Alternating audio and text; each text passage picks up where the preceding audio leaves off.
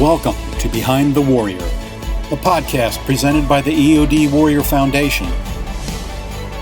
This series will focus on resources, interviews, and topics impacting EOD warriors, their families, and the military community at large.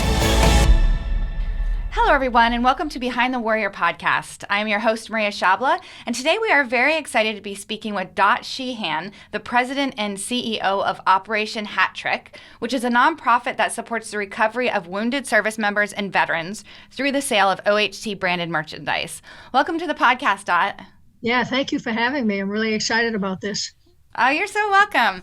So first of all, I would like to say I love your hair. Oh, it needs to be cut so badly. But yeah, my granddaughter dared me to when it was white blonde. Who knows what color it is now, right? Should be all white, but it isn't. To put a little color in it, and I did. And she said, "Oh, you'd never do the whole thing." Well, guess what? I dared her. Oh, that is awesome. What a great story. So, and the color looks lovely on you, I must say. Thank you. Yeah, you're welcome. So, Dot, tell us about yourself. Where did you grow up and what was your childhood like? I was born in New York City and wasn't there very long when my father was transferred. Either he had a choice, Florida, New England, Wisconsin. Okay. My mother was allergic to the sun. She said no to Florida. Wisconsin was too far away from her very Italian neighborhood. And so New England was it. Wow. So I grew up in New Hampshire, in a town called Laconia, New Hampshire. And I'm still in New Hampshire now. I'm on the seacoast in New Hampshire. So I've been in New Hampshire a long time. A really good childhood. And I had a sister. So anything sports related, my father seemed to gravitate toward me. Oh. I mean, I learned about the 4 downs in football from my father, right?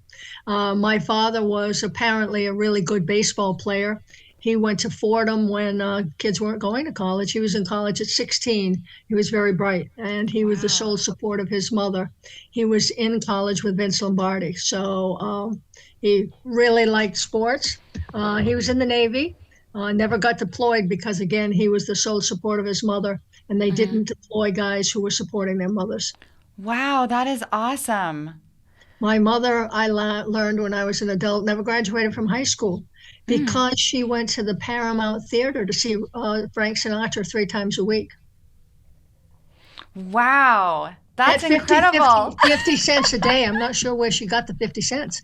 But yeah, Wow. yeah. School, forget school. She wanted to see Frank Sinatra. I mean, I can understand that. I got it. Yeah, exactly. Right. Yeah. So that's, kind of an uneventful childhood. I was a fat kid. Oh, wow, really? Really, really, really. So you talk about bullying. Oh, wow. Kids wouldn't let me play with them. But I only had to go back to a class reunion once or twice to watch everybody who was the prom queen. Their butts were that wide. They wore every child they had. I'm like, okay, I don't need to go back. I have enough satisfaction now. Oh, that is sometimes people peak in high school. That is true. Exactly. So, Dot, you mentioned that your father was in the Navy. So, is that your military connection? No, well, that's the only military connection I have in the family. Okay. What really spurred this was I was working in college athletics, and part of my job was to bring projects or programs to athletics or the university that would make either or both look good. So I was listening to a Boston radio. I'm only about 60 miles from Boston, and I was listening to a Boston radio station. There was a trivia question. What is the one thing head wounded soldiers coming back from Iraq or Afghanistan want the most? The answer was a baseball cap. Interesting. It covers wounds and swelling and bandages and treatment. And I was so taken by it. I mean, how hard is it to get them a hat, right? Yeah. I said, let's do something. In the middle of the night, I thought, what would I call something? Lived and died by hockey at the university, so called it Operation Hat Trick. And for a couple of years, we just sold them retail, but also gave them away to VA medical centers for head wounded guys. And then because we were in the college space mostly, we decided we'd develop a business model. In between doing that, two Navy SEALs were killed, one from New Hampshire, one from around Penn State. I worked with both of Nate Hardy's parents at the university, and we have dedicated Operation Hat Trick to Nate Hardy and Mike Koch as a result. Oh, wow. So then we developed a business model. There's no other nonprofit like it. Everything we sell has a royalty built into it. So if there's a hat that sells wholesale for $12, if it has the University of New Hampshire on it, we get 10% of that $12 or $1.20. If it doesn't, but just has OHT, we get 12% or $1.44. Oh, wow. As of today, since 2014, we have donated $4.6 million. We'll be at $5 million by the end of the year or in January to 128 nonprofit organizations in 41 states. That's a lot of $20s. Wow, Dot, that's incredible. We have probably over 1 million hats out there on heads, and we have 13 licensees, so it can be apparel, can be headwear. We just launched a deodorant with Bravo Sierra. It's interesting. Their owner will say, I think all brands are bullshit. So I named it BS. And it's been tested by military, for military in the beginning. They've never done a collaboration with the first one they've done one with. And we are getting 10% of the sales price of a new scent, mountain pine and spice. And on Veterans Day, we get 100% of the sales. So in like 5 days, they sold 1,500 sticks of deodorant, that scent, which is huge for us, huge. Wow. Oh my gosh. So mountain pine, is that what you said?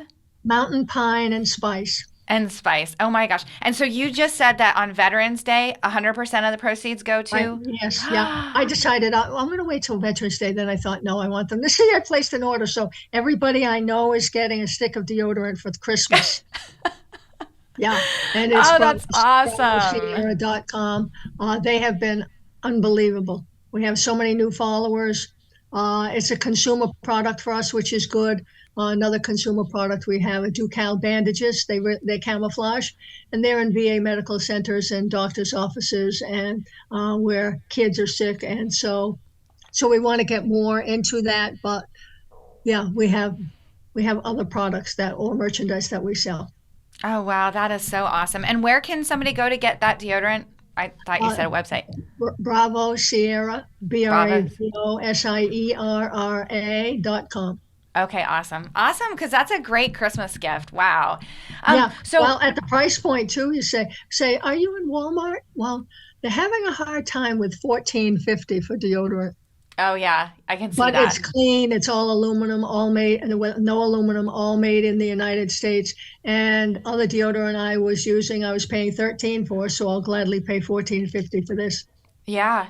Wow, that's awesome. I want to rewind a little bit, Dot, because like people like myself, I did not know what a hat trick was. Can you explain that to listeners who might not be sports? In hockey, men's and women's hockey and soccer, 3 goals scored by a player in a game is a hat trick. It's a hat trick. That's interesting. Yeah. I wonder why they called it a hat trick.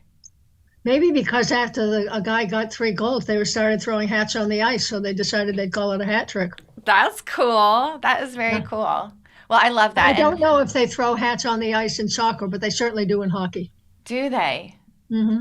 Oh, wow. That's neat. So, I was going to say, in the beginning, people thought we were only about hockey, and it took us some time to get over that.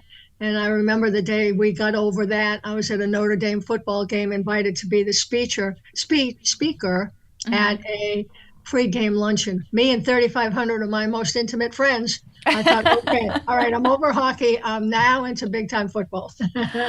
Wow, that is so cool. And Dot, can you tell our listeners about your history before Operation Hat Trick and your career? I've got a sordid past. I've been anywhere from, listen, I'm old at this point, so my mother thought it was not okay to be anything but a secretary, a teacher, or a nurse. And when I wanted to be, she thought I was a very bad mother. So that took, that's when women were there weren't that many women engineers, women going into med school. That'll show you how old I am. So I've been in education, higher education, high school. I did some real estate marketing, and I owned Sheehan Sports Marketing, which was a consulting business that represented professional athletes. Oh, wow. On the marketing side of their lives. So that was interesting because I was 40 years old when I started it. And you talk about what people assume or stereotype about a woman at that point, especially being in sports. I have a whole education around that. Wow, Dot. Yeah, you learn to be tough. There's no doubt about it. I have a friend who played for the Celtics for 14 years, and he was a player coach, first black coach at Harvard. And he said, Wow. Sheehan, I'm going to give you 3 pieces of advice. Be seen, because I'm in New Hampshire, right? When it goes on, he said, be seen, but watch where you're seen. You could be out of business the next day. He said, when you go to practice, do not wear a skirt halfway up your ass. Because people think the coach thinks you're trying to distract his players and assume that everybody thinks you're sleeping with these guys. That's all right. You can get mad at me all you want, he said, but that's what people think. I was so mad, Maria. I thought, this guy's such a jerk. He was 1,000% right. I think my jaw was just like on the floor the whole time I'm listening to like each piece of advice he gave you. Yeah. Wow. I mean, he was one of those that, he just cut it to the bottom line. So what was your role exactly, Dot? What did you do? Oh, I put contracts together. I did not do anything with their playing contract. Okay. It might be a shoe deal. It might be some radio. It might be appearances. It might be representing a brand. Might be all those kinds of things. So you were working with sports celebrities. Yeah. Wow. Yep. Did you have a favorite? Yeah, I guess so. Rick Fox. Yeah, I don't know. I don't know anything about sports. Rick Fox is Bahamian. Uh-huh. But I think he was born in Canada. His mother is Canadian. Was in the 64 maybe Canada Olympics. All Rick Fox was, and Robert Parrish, who played for the Celtics, introduced me to Rick on Halloween at Celtics practice. So Robert said that I was an axe murderess. And Rick was popular in Canada, the Bahamas.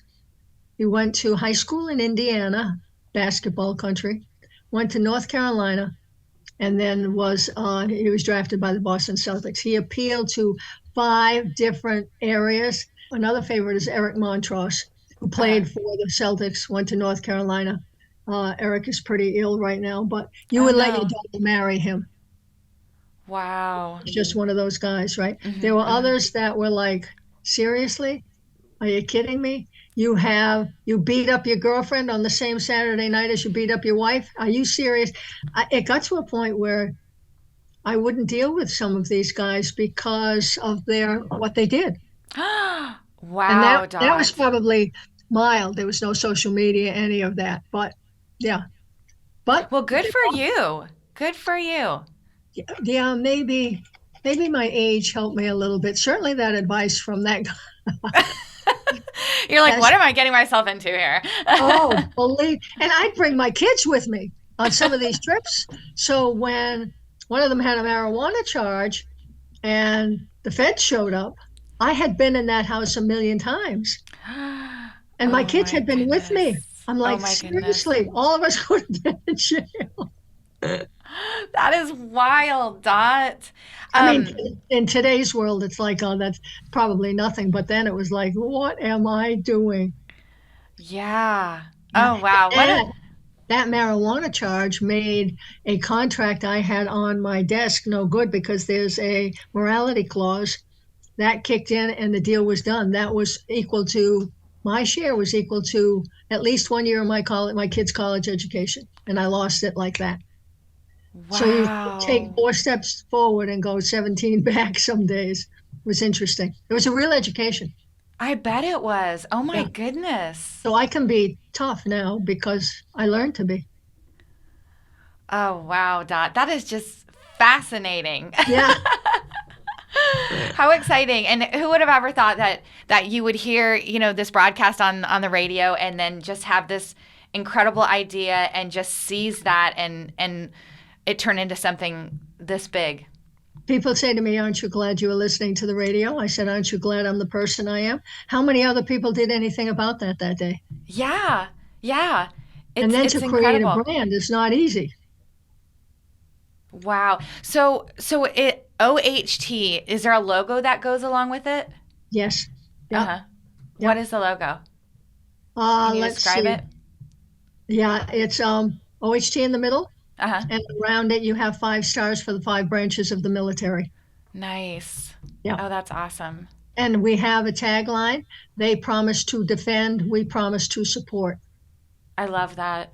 Yeah. And OHT people don't know necessarily what it is. Operation Hat Trick, we use Nate and Mike's photo, their badass photos, whenever we can. It's a real process to inform people. In the college space, I would say a lot of people know who we are. On the pro league level, a lot of hockey teams do. Certain things we can't do in football or baseball, but can in hockey and basketball. So depends on what the leagues allow and what they don't. Wow, Dot, that's so awesome. I mean, really, you just used all of your experience, the School of Hard Knocks. You Yep. used all that wisdom to be able to help all of these veterans, and that's really just incredible. And we get into some stuff that in April we partnered with Creative Vets. That is an organization that puts mentors, veterans, songwriters, and country artists together. And Wow. these veterans tell stories they've never told anybody before. And the songwriters will write a song about that story. And at the end, they're at the Grand Ole Opry in Nashville. At the end, they perform their song, and it goes out on YouTube. That one a month that goes out there. Gut wrenching, some of these things. So we did a collaboration between Creative Vets. We paid the bill, and we brought them up to the Travis Mills Foundation in Maine. And it's like a 5-star hotel. It's unbelievable. And they're 4 days spent writing songs. And the final night, there's a concert. And that day at lunch, Larry, who's a Vietnam guy, never told people these stories for 52 years. And he had a service dog with him, Cause. And he was standing in line for lunch, and he started to cry. And he said, "They're going to sing my song tonight, and it's just so emotional." And I said, "Well, Larry, why don't you get some dessert and see how you feel after dessert?" He said to me, "Yeah, it was that blueberry cake. That really helped a whole lot." But that night at the concert, when they started to play his song, you could see he started to get emotional, and the dog thought something was wrong with him. So the Oh, wow. dog went full bore on his lap and started licking his ears. There was not a dry eye in the place.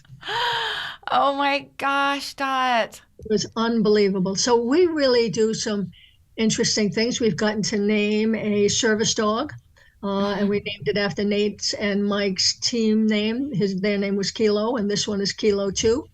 And we've supported food trucks in Washington and in San Diego for veterans who want to get in the business.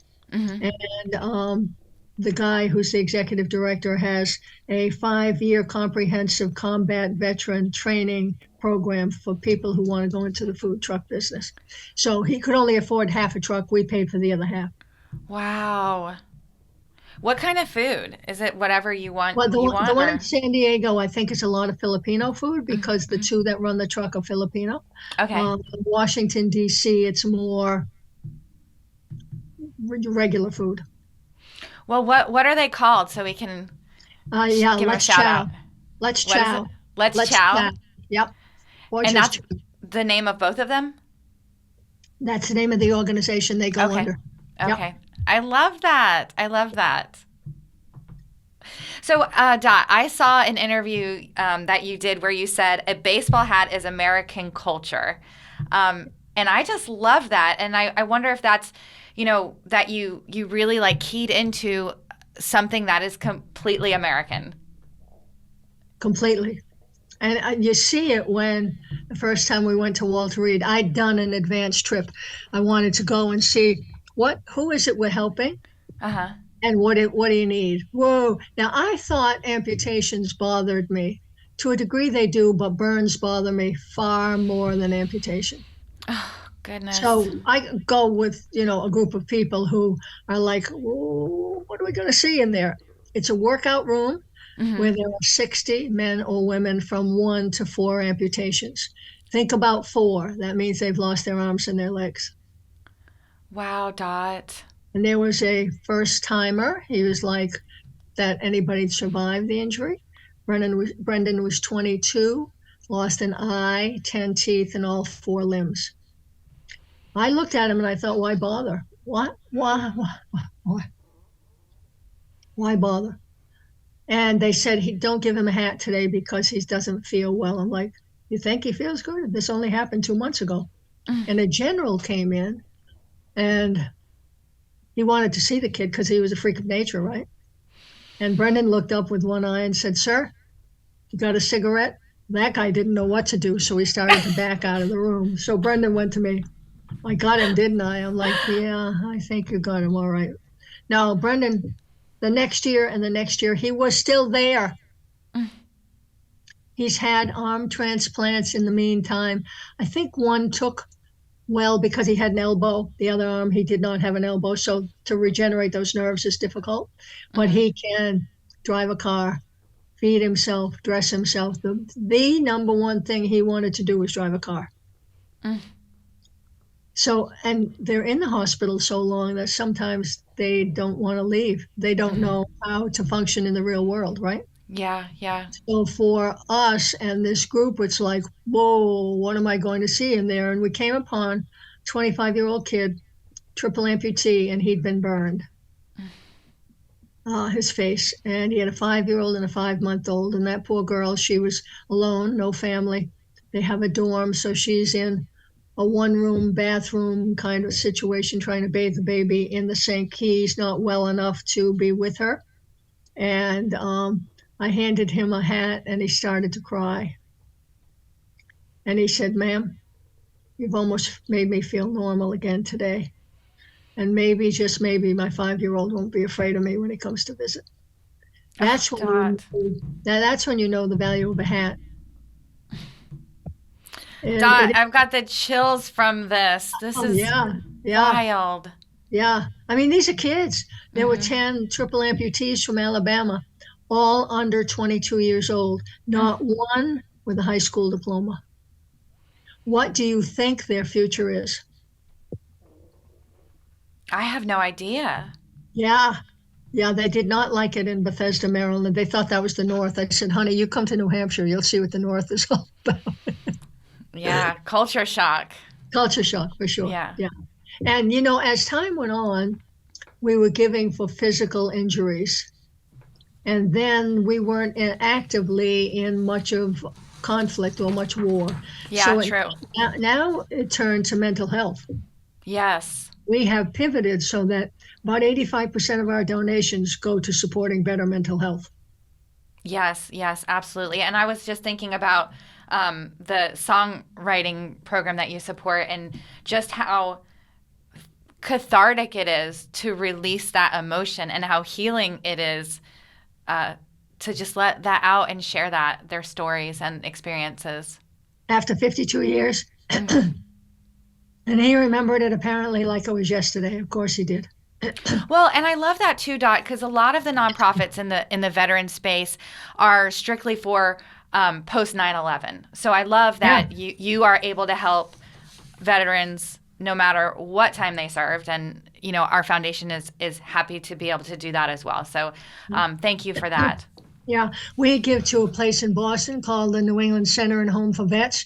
It was a bank building, 9 stories, and they redid a $100 million renovation, right? 9th floor was for women.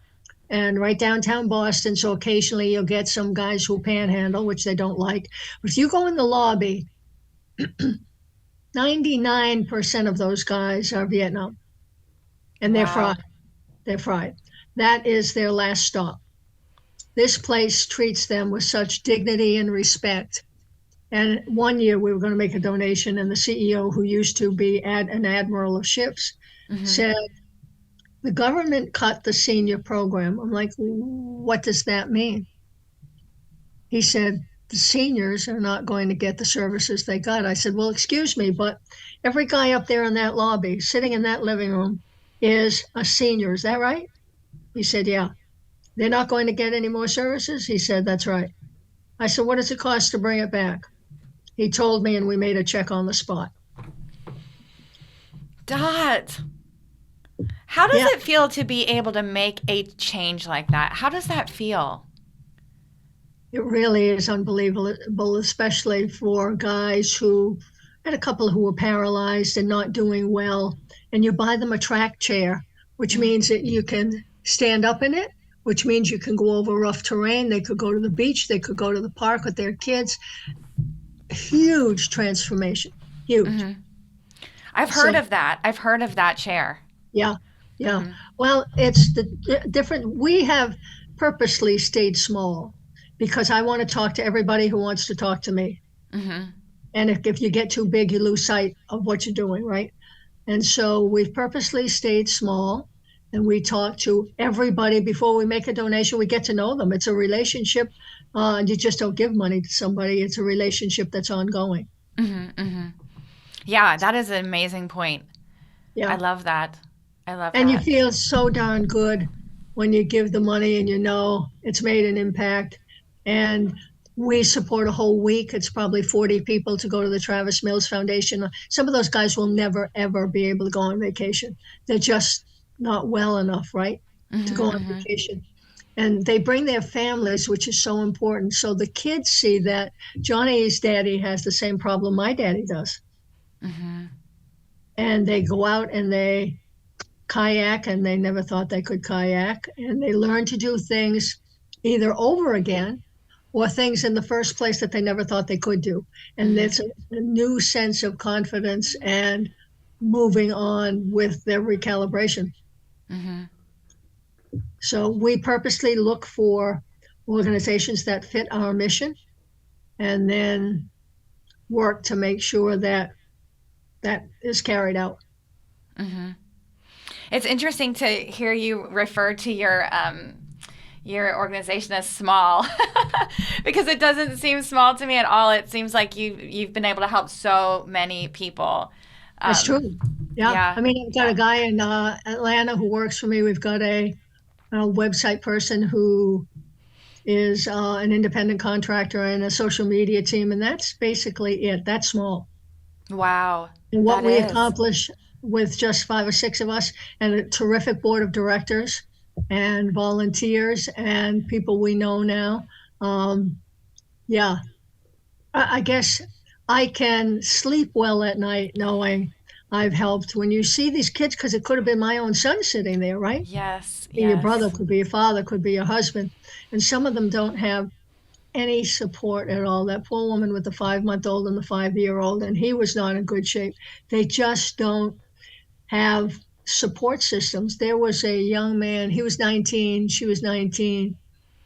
He was in a bed, had the American flag around his shoulders, couldn't get out of bed, and they had a 5-month-old. mm-hmm. That baby was crying and all that. So, you know what we did?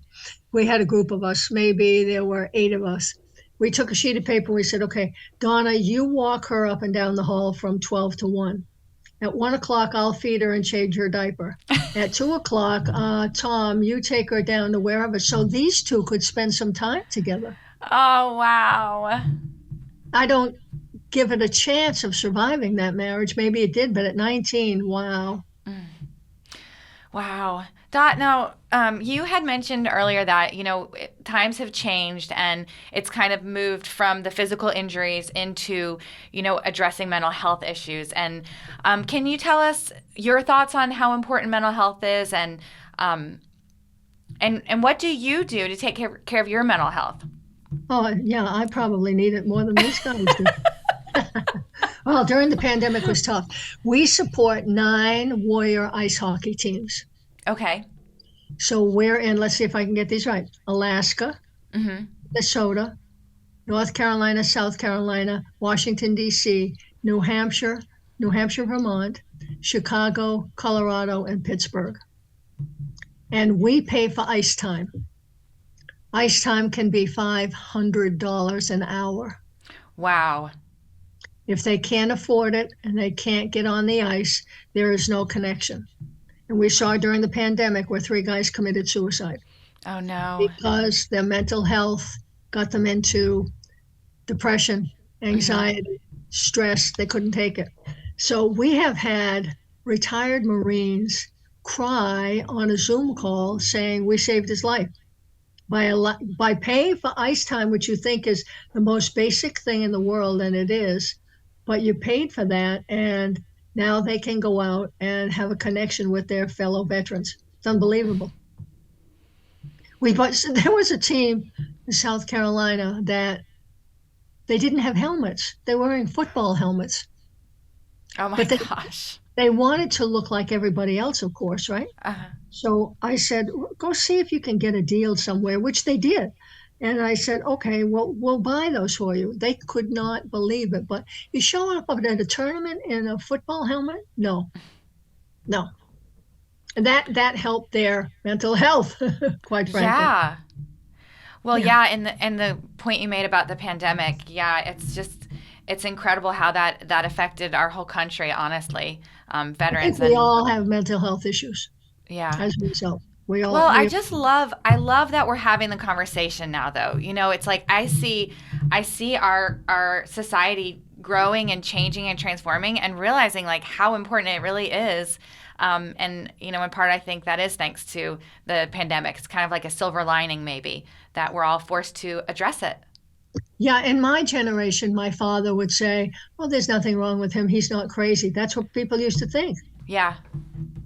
You were crazy. People don't anymore. I Yeah. mean, I don't know if you can blame all of what's going on in this world on mental health, but we all have issues and we've got to be kinder, Mhm. gentler. You just don't know what a person next to you is going through. Exactly. Yeah, yeah. And you see it, my daughter is a behavioral specialist and deals with a lot of autistic kids or kids who have mental health issues. So she's really sensitive to Brennan at 11, starting to go into that, yeah, middle school, right? Mhm. Mhm. Age and stage and how sensitive he is. He's playing football and maneuvering his way around that. But she's extra cautious about it because she knows a lot about behavior. So I said, don't start analyzing my behavior because I don't want to. Well, you know, and like self-care is the new buzzword, but what is it that you do outside of work that kind of like keeps you in balance? Well, I live at the ocean, Uh-huh. so I can go across the street and walk the beach. When it's 20 below, I don't do that. Brennan, Brennan is an absolute gift to me. I see him Mhm. every single day. Now he's outgrowing me. I don't like it, but that happens because he wants friends, right? Yeah, Uh, yeah. Last year when he started football, the first day I went, and afterward he said, "Did I see your car at football?" I said, "Yeah, I checked out practice." Why? He said, "I love knowing that you're there." Maria, I have gone to every single practice for 2 years. It's getting cold sitting at practice. But he loves that you're there. Okay. I mean, some days he doesn't even look at me, and that's fine, but it's just the security of knowing I'm there. Oh, And I we love don't, that. my son in law will drop him off. I'm there for a period of time, then I leave, and my son in law comes back. So if he got hurt, there's somebody in the family there all the time, Oh, that's which, so good. yeah. So I do that. I read. At this point in my life, I'm slowing down a little bit and love what I do. The downfall is when you work from home, you can work 24/7. Yes, that is true. That is true. Yeah, Yep. you have to remind yourself to stop and take a break and Yes. recharge your batteries. Yep. For sure. Yeah. Well, that's awesome that you have that water view. I love the water. Obviously down in Florida, it's very healing. Yes. Yeah. Well, awesome, Dot. So, anyone listening that wants to support your organization or get involved or volunteer or buy some merch, where can they go? Probably operationhattrick.org. Okay. They should go. They can go to fanatics.com. We have a lot on Fanatics. We have some product on amazon.com. But on operationhattrick.org, it says shop. Uh-huh. And if you go to the shop, there are different links that you can click on and go right to their site. We don't carry inventory. We don't sell ourselves. We just put our licensees' logos up there, and then you can click through. We do have nice. our own, but yeah. Or people can make a donation. It says donate now. We have PayPal, so people can donate through that. Nice. So is there, I know that it sounded like you're really excited about this new deodorant, but is there any merch that just kind of stands out to you as like it was your favorite? Well, we have a program with Coliseum Athletics and Fanatics where we have about 130 to 140 colleges and universities that have approved this. So this is now when you're going to see it. I mean, it's unbelievable what they have out there, from West Virginia to UCLA to, oh my God, Arizona State to, boy, we're really busy through Veterans Day. And that has put us on the map and really allowed us to be able to give the last 2 years $1 million each year. Oh my goodness. Yeah. That's just wild. Well, I mean, this sweatshirt I have on is not any school, but it's by, what does it say there? It says USA. Yeah. Oh, it's got OHT on this. Oh, we can't see it, Dot. Can you move your computer down a little? Oh, that is nice. I love that. And there's the logo with the stars. I went in my closet and said, oh, I forgot I had this. I love those days. Yeah, exactly. So this is just a generic one, which I like because I don't necessarily like wearing one school over another. Yeah. But yeah. So all of that product, headwear, of course, Operation Hat Trick, you have to have hats. Yeah, and you have to. We have 4 companies, 47, Coliseum, Zephyr, and Top of the World, that offer Operation Hat Trick hats. So I always like every year at this time, Boston Bruins will do an in-store and online, their store online sweatshirt. And we've got a hat this year that doesn't have a palm on it. It's a knit hat, which is really good. We get 100% of the proceeds. So they promote this throughout the season, which is great.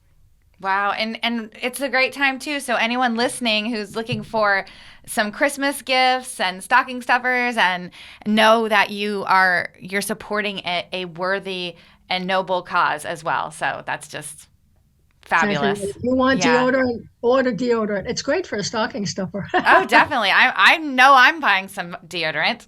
There you go. Well, Dot, you are so inspiring, and I think I told you last time that we talked that I'm kind of just amazed by you, and I look at you now as a role model of what you can really achieve in life. So thank you so much. That's a lot of pressure. Yeah, I remember. I look at you and think, oh God, she's got a 10-year-old. Well, I told her about you because, of course, she loves all the different colors hair that people are doing now. So yes. she's excited to see this interview. So yeah, you know who loves my hair? Really old men and 5-year-old boys. I was in Target one day, and this kid was at least 4 aisles away, and I could hear him go, "Mommy, look at that lady's hair." The mother's like, "Oh my God, I don't care." Oh, I love it. Well, you rock it, Dot. It looks great. Yeah, I have hair. I have hair, and a lot of hair, and that's good news.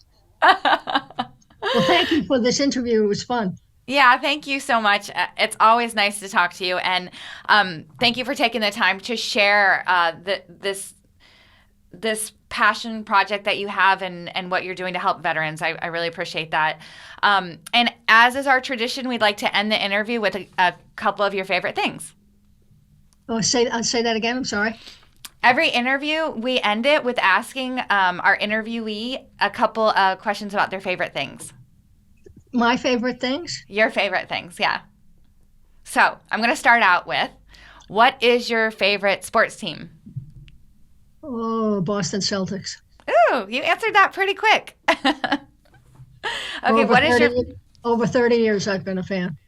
Oh, wow. And what is your favorite sport? Football. Football? So are the Celtics football? Basketball. Basketball. Okay, so football is your favorite sport. Do you have a favorite football team? Yeah, right. Yeah. Yeah. I love hockey too. But maybe because my grandson is playing football, I really like it. Oh, yeah, that's probably why. Yeah. Awesome. What is your favorite snack to eat at a sports game? Popcorn. And what is your favorite thing about Operation Hat Trick? The ability to make a difference. We fill some critical gaps in care that other organizations or programs don't. And we make an impact, and we do it together. Without volunteers, without people like you exposing it to other people, we wouldn't be where we are. And for that kid that is going to struggle for the rest of his life, if you can make a difference, means a lot. Amen, Dot. Well, thank you so much. And anybody listening, please check out Operation Hat Trick and help support our veterans. Thank you for listening to our Behind the Warrior podcast, brought to you by the EOD Warrior Foundation. The EOD Warrior Foundation is a 501c3 nonprofit organization serving the EOD community by providing financial assistance, scholarships, and providing hope and wellness resources for the active duty, reserve, National Guard, retired, and veteran EOD communities and their families. We also honor our fallen and wounded EOD technicians by maintaining the EOD Memorial and Remembrance Garden. We do all this through the generosity of individual and corporate donors and sponsors. If you would like to assist the foundation or support our Behind the Warrior podcast, click the link on our webpage at eodwarriorfoundation.org or contact us at info@eodwarriorfoundation.org. Thank you for listening, and don't forget to tell a friend. The various opinions, beliefs, and viewpoints expressed by guests, contributors, and participants of the Behind the Warrior podcast are their own and are intended for informational purposes only. They do not necessarily reflect the opinions, beliefs, viewpoints, or policies of the EOD Warrior Foundation or its employees and volunteers.